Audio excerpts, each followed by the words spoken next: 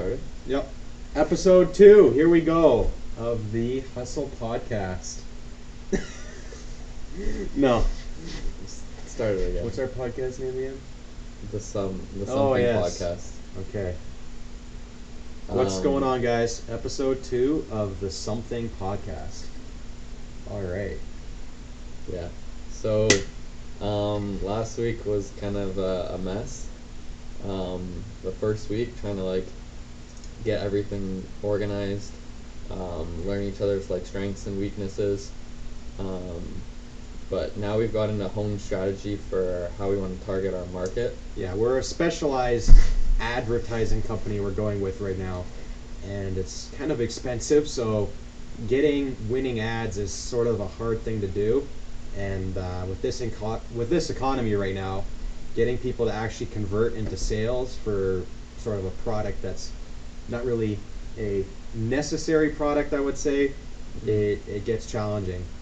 So we're looking into pretty much Shopify development, getting our conversion rates up through countdown timers, adding, obviously reviews and stuff like that to our website.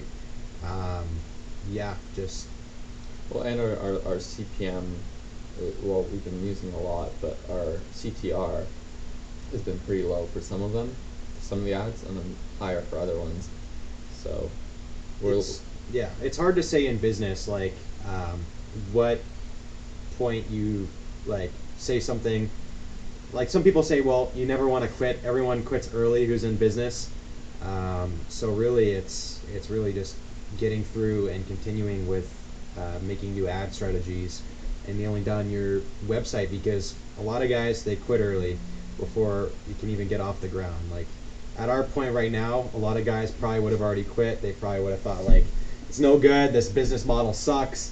I'm gonna hop onto the next thing. I'm going drop shipping. I'm going fucking meme coins on crypto, or whatever. So, but yeah, the biggest thing is not switching platforms when it doesn't work.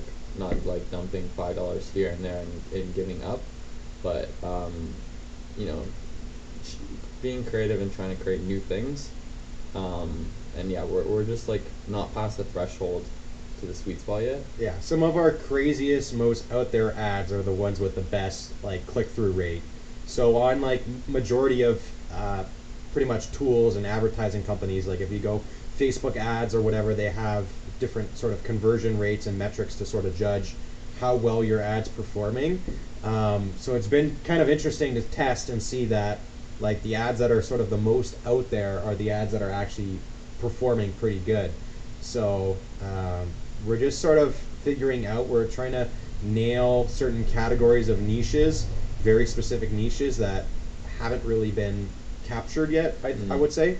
So it's definitely been interesting. And then even things like just starting your own business, you learn so much. It's with the filming, the video editing, you learn about all those things, advertising, Psychology of humans. Yeah. So honestly, it's a great thing. You've read a few books on that, psychology and human nature and stuff. Any sort of tips or experiences, things you've learned from that, or? Yeah, we're definitely using stuff about why they want to purchase it. So trying to create trust within the clients who are on the website, trying to get them to see the product in action, and create reviews so that they feel like they're actually doing it or purchasing something that's legit. Yeah, and then even things like we were saying, scarcity metrics and stuff, human nature, when it's sort of one of their psychological things is if something seems scarce or rare, then someone's more likely to buy. And then even things some of our competitors and people in the industry have used sort of we're going to talk about that for a second, 70% off, and then they actually funnel you in. They get you to fill out a whole form of information, and then you go through, and then they finally show you the price. The final price, yeah. It's hilarious. And then you're oh my gosh, I just did all this work filling this thing out. You know what, screw it, let me just put in my credit card and purchase, right? Which has been pretty funny to see.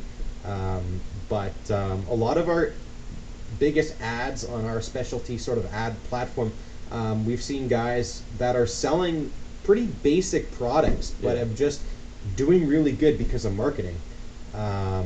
There's even like a coffee company that's, you can get coffee anywhere, but their marketing and stuff around it is just really good, so they're able to scale up and actually convert a lot of customers. And like, I'd imagine they're doing pretty sizable revenue numbers. So it's definitely interesting. I think you can win. It doesn't, like a lot of guys that are in Shopify and in the drop shipping space, they're always looking for the next winning product. Like uh, massage gun was one of them. There's a bunch of these sort of niche products that pop off and get popular, and then they sort of come down like a fad. A lot of guys chase like what the current fad is. Like fidget spinners were a fad. Um, Anything, right? Hoverboards even, sort of thing. So Yeah. we're not really doing that. We're not really kind of chasing a fad. We're sort of going with where the market is going as a whole, and sort of having a product that's just a little bit unique. Well, So we've created the product, and now we're just trying to learn the target market, and yeah, that's always the thing. It's like you find the target market, and then you create a product for that target market, or you know. for sure, yeah. So And then getting your specific customers in, learning like how old they are, where they're from. Mistake we made was like not keeping Canada and U.S. only. So then we got a bunch of guys from like India and like Europe. Europe and stuff, Yeah. and like those guys. A, if you don't have the shipping set up, you're not going to earn anything, and then B, like most guys from like just generally speaking North American, you're better off. A lot of them have a lot more disposable income versus somewhere like India. So yeah, that's been really interesting. Um, yeah, any thoughts about that? Yeah, and then the other thing is like we want to also do like non-organic content, but it's like we want to focus in on like the ads, the paid ads, right? Yeah, like scalability, right? Like you could be out here. I've seen a lot of companies, what they do is they get their customer client base to create content for them. So they have like a Mm-hmm. hashtag around their product, and then they have like just so many people firing off TikTok videos, even Yeah. uh, reels, all of that stuff. Even Mm-hmm. myself, like personal reels with the e-bike business. We did one that was an electric car. It's a mini electric car, this sort of Chinese-looking thing, and it's like a fiberglass shell. It's way smaller than a smart car, tiny little thing. They're actually considered enclosed mobilities here in Canada. And what we did is me and my buddy went over. We pretty much did the underglow lighting. We painted it. We did a speaker system, killer speaker system on it for this older guy. And what we did was we drove it through a McDonald's drive-through, and the reel went viral. It got about 10 million views on Instagram. We'll put the handle up there. So pretty much, yeah, it popped off, and from that, I directed all of those leads by through a comment on the reel that pretty much we were selling these cars, and I have about 20 guys now who want these like mini electric cars. Even some like bigger influencers who have messaged me and have been interested. So really, it is just an attention game where you can get the attention.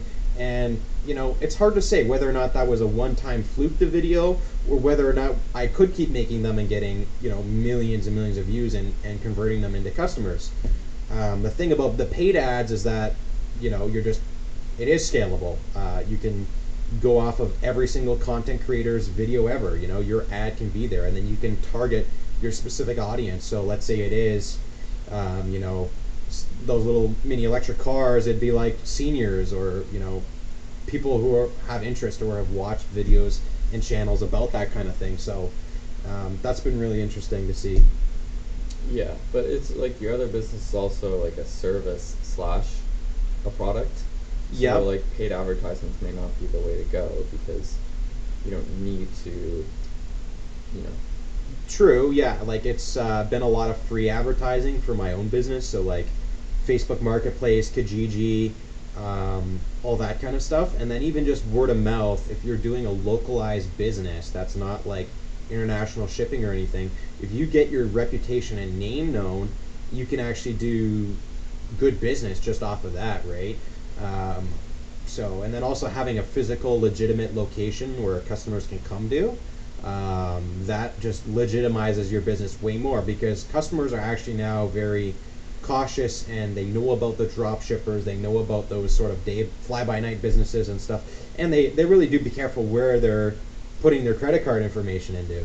So you either have to have like a really legitimate looking website or have some like in real world physical presence. I feel like, um, yeah, Yeah. like so it's been interesting to see.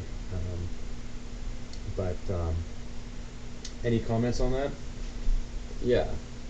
Like, about just like the general doing a real world business versus somewhere where your identity and like nobody knows like you as a person because like even Google reviews and stuff, it's like everyone knows Paul as the guy who's like running the business and stuff, right? So it would just be yeah, I feel like we have less information about our clientele, right? Online, you have to do lot more research into, the psychology of, when they go on the website, what are they looking for, what is their path, rather than, someone who's just coming to buy an e-bike, they have a pretty obvious path, right? They want them to go drive, right? It's very narrow. Well, yeah, it's true on what you're saying that with this sort of business, majority of the customers are people who already want an e-bike or know about e-bikes and then come to me.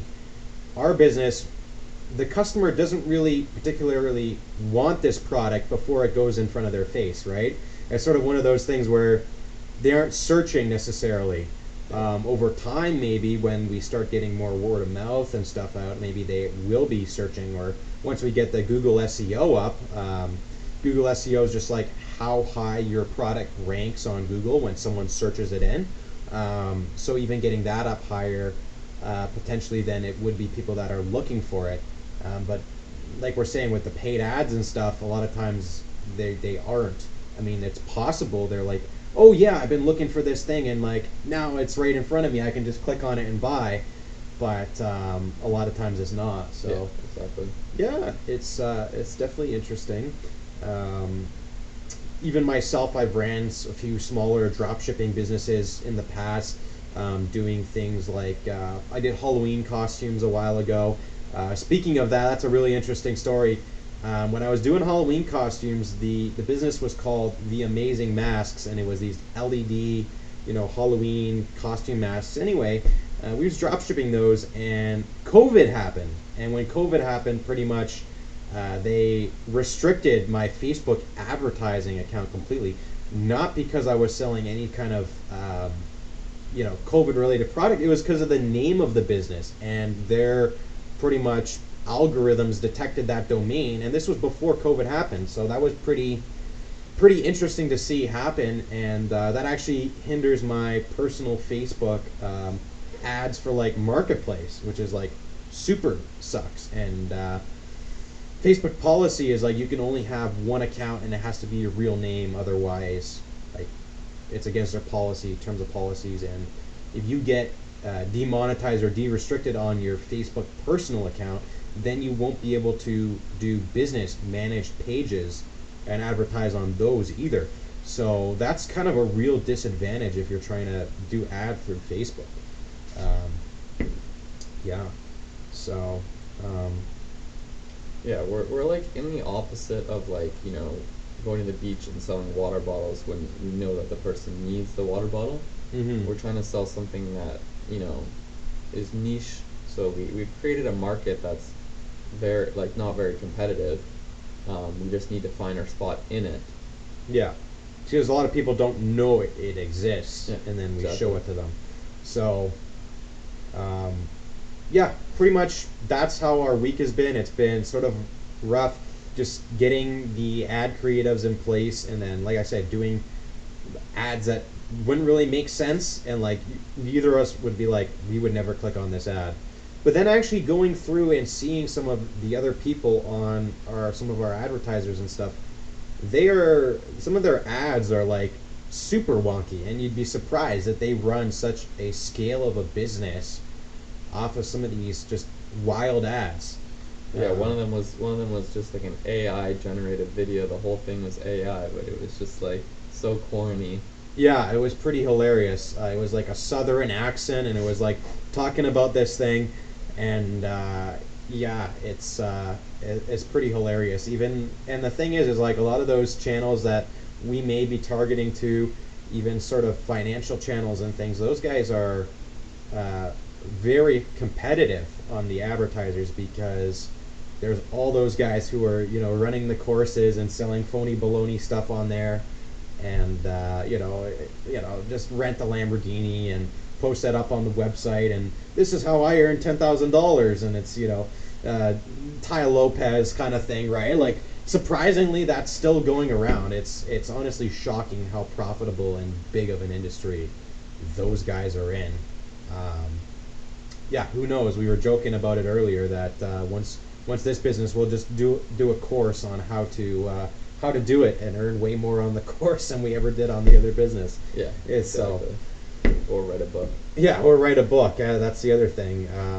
Getting into that, it's like, what do you think of like the current book space on the entrepreneurial self help books? Even you think they're worth it, or Yeah, I mean, some have very pretty good statistics that you won't find elsewhere. I mean, we were talking about the book Zero to One, I think, and it's talking about the PayPal startup and the .com boom, and like Peter Thiel was yeah, it? Peter Thiel, Yeah, and there's some like pretty cool things on like not being in a competitive space, but rather trying to monopolize something that's not um, there yet, right?